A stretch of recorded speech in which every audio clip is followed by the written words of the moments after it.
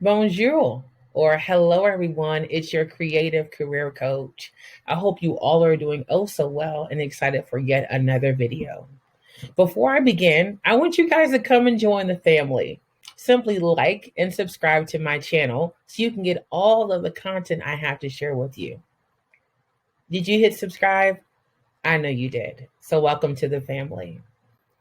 Our topic for today is an interview prep session, again with me, Coach P.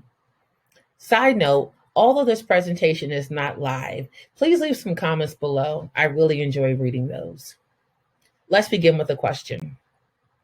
How do you prepare for your interview? Do you do your research on the company? Do you practice your interview questions? Do you even revisit your questions to ask at the end of an interview? Or is it when you hear interview prep, you have this expression? If we're honest, many people view interview prep as a very daunting task, and that's okay. Today, we're going to talk through some different interview prep questions. I'm going to give you some notes to keep in mind as you're preparing your response. Are you ready? I think you said yes. Even if you're not a job seeker, I want you guys to consider taking some notes to use in the future. Okay? Let's get started. The very first question is, what are your greatest strengths? Have you been asked that question? Let's put two hands up since I know everyone has been asked this question. A couple different notes to remember is since you tailored your resume to this position by using the keywords and the verbiage from the job description, I want you to showcase some of the skills on that job description. However, to make it more real life, I want you to add an authentic example, okay? Many people say they're hardworking or they have great time management skills or they're an effective team collaborator. However, it's not until you put a supporting example that that skill comes to life. Then, to kind of buy yourself some time as you're preparing to answer this question, consider restating the question. Or I typically begin with, that's a great question. Granted, you don't want to say that every single time. You want to find a way to kind of buy yourself some time to prepare your response. Okay? Our next question says, do you have any questions? You're typically asked this question at the end of an interview. This is a critical moment for you. Why? Because just like you're being interviewed for the position you desire, you're also interviewing the company. And this is your time to get all the extra information that you can to assist you in your decision making process. Okay. So have 2 to 3 questions to ask the interviewer or to ask the panel and keep those questions very specific.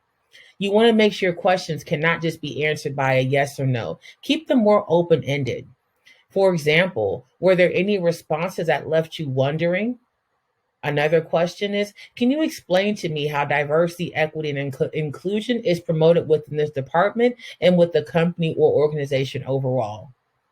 That gives you a lot more information, again, to assist you with your decision-making process because you are also being interviewed and you're interviewing them also as well. Okay, so you want to get as much information as you possibly can. Okay. And the other thing is, before you even go into asking your questions, just simply thank them for considering you. Okay. Everyone kind of wants their appreciation moment. So just saying, thank you for taking some time to consider me for this opportunity. I really appreciated the questions you asked me during this interview. Okay.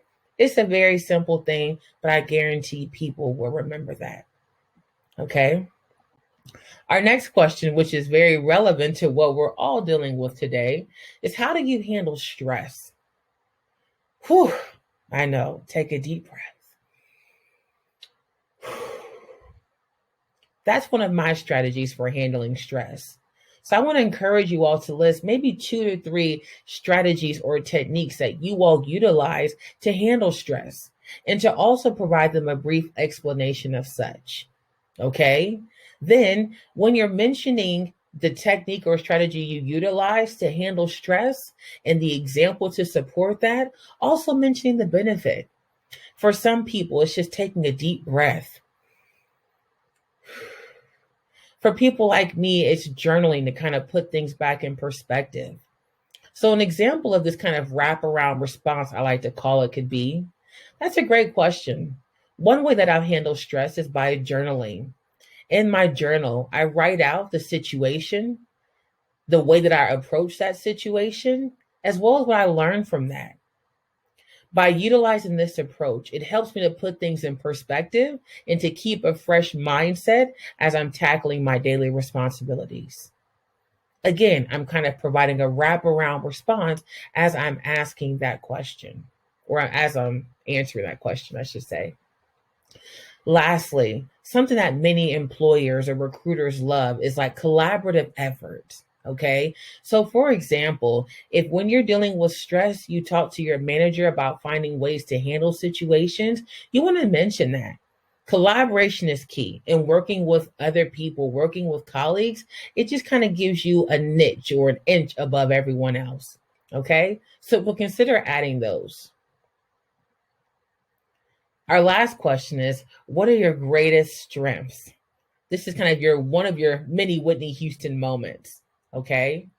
When you're answering this question, I want you to highlight 3 to 5 skills that you've mastered with supporting examples. Again, it's imperative to make this response real life. Then, one of the biggest things is not to mention too many skills. Yes, it's your Whitney Houston moment. However, if you list too many skills, that one time when you do not utilize all the skill sets you mentioned, people will remember that. By no means am I saying live up to the expectations of others. I'm not saying that. But I do want you to be realistic with yourself in the skills that you've mastered. Okay. And then lastly, this is something really big for me. And this is just my opinion. Yes, entrepreneurship is amazing. I'm an entrepreneur myself. However, I think there is a very strategic way to answer that question when you're showcasing that you are an entrepreneur. For me, I think it's imperative to say only what needs to be said. That's again just my own nugget. So if you are an entrepreneur and they're kind of asking you about that, I think you can say, I enjoy the hobby of assisting people or learning more about a certain industry. That's something that I enjoy doing and finding ways to make that my own. That's saying just enough, in my opinion. Again, say what needs to be said versus possibly talking yourself out of a job. That's again just my own take, but maybe some of my recruiter connections will give their insight as well.